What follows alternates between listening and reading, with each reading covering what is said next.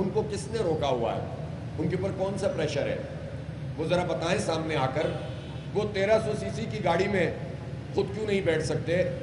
کوئی اگر ان کے پاس بیماری کا سرٹیفکیٹ ہے، اس میں تو پلیٹلیٹس کا مسئلہ نہیں ہوتا نا لیاقت صاحب؟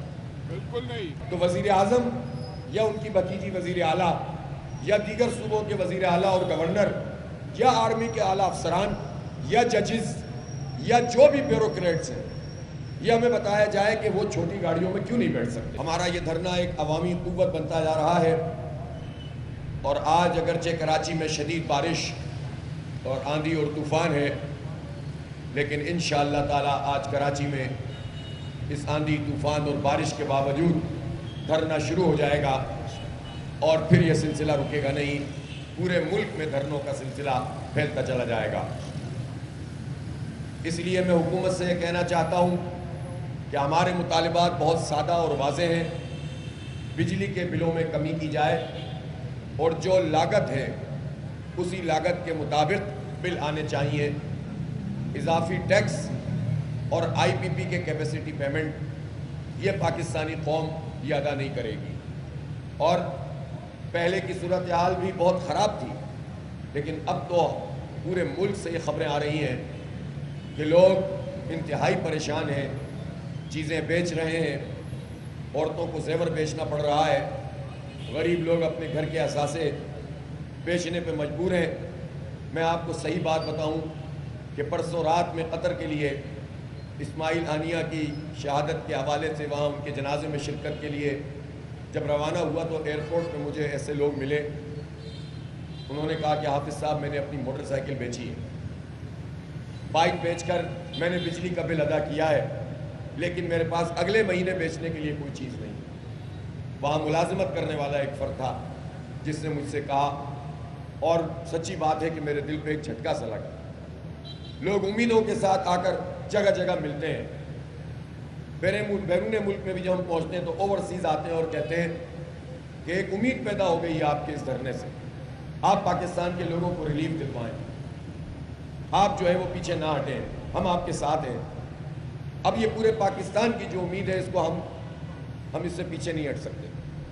اور ہم حکومت سے واضح طور پر کہنا چاہتے ہیں کہ بجلی کے یہ بل جس میں ایک مخصوص طبقے کی عیاشی شامل ہو، آئی پی پیز کے نام پر ہزاروں ارب روپے آپ اس طبقے کو ادا کر رہے ہو، وہ بجلی جو بنتی نہ ہو اس کی ادائیگی پاکستان کے غریب مڈل کلاس لوگ کریں، تاجر صنعت کار کریں، یہ قبول نہیں ہے. پھر تنخواہ دار طبقے کے حوالے سے بھی بہت واضح طور پر ہم یہ کہنا چاہتے ہیں کہ اس بجٹ میں 2024 اور 25 کے بجٹ میں جو سلیب انہوں نے بنایا ہے وہ پورا کا پورا ریوائز ہونا چاہیے، اور کم از کم پچھلے سال والے سلیب پر جانا چاہیے.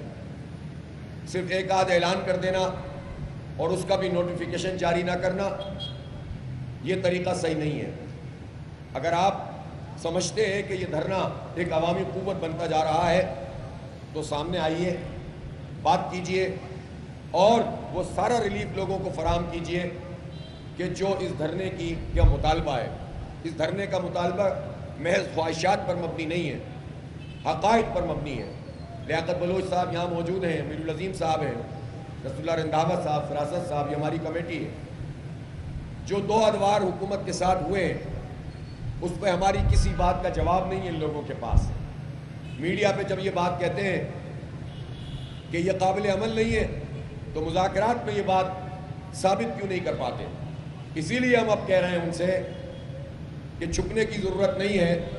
3 دن سے مذاکراتی کمیٹی تلاش گمشدہ کا اشتہار بنی ہوئی ہے، واپس پلٹ کے آئی نہیں ہے، اور یہ سمجھ رہے ہیں کہ یہ نہیں آئیں گے تو ہمارے اعصاب کمزور ہیں، پھر ہم ان سے درخواستیں کرنا شروع کر دیں گے.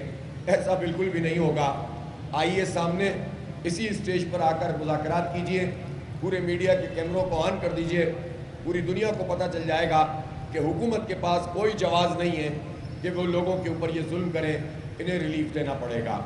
اور تنخواہ دار طبقے کا وہ پورا سلیب جو اس سال انہوں نے امپوز کیا ہے اس کو پچھلے سال پر لے کے جانا پڑے گا، تاکہ یہ تنخواہ دار طبقہ کوئی سکھ کا سانس لے سکے.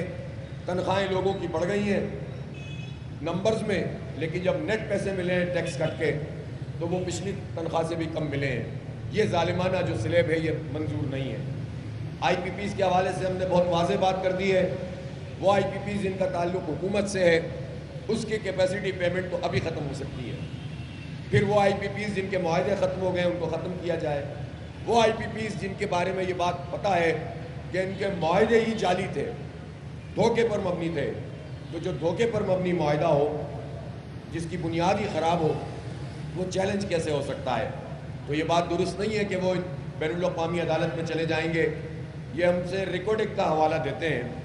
میں یہ پوچھنا چاہتا ہوں کہ یہ تو ہماری لوکل آئی پی پیز کے لوگ ہیں, لیکن جو بین الاقوامی معاہدہ پاک ایران گیس پائپ لائن کا انہوں نے کیا ہے, جس میں ایران نے اپنے حصے کا کام مکمل کر لیا اور پاکستان نے اپنے حصے کا کام نہیں کیا, اور اب وہ وقت گزر گیا ہے.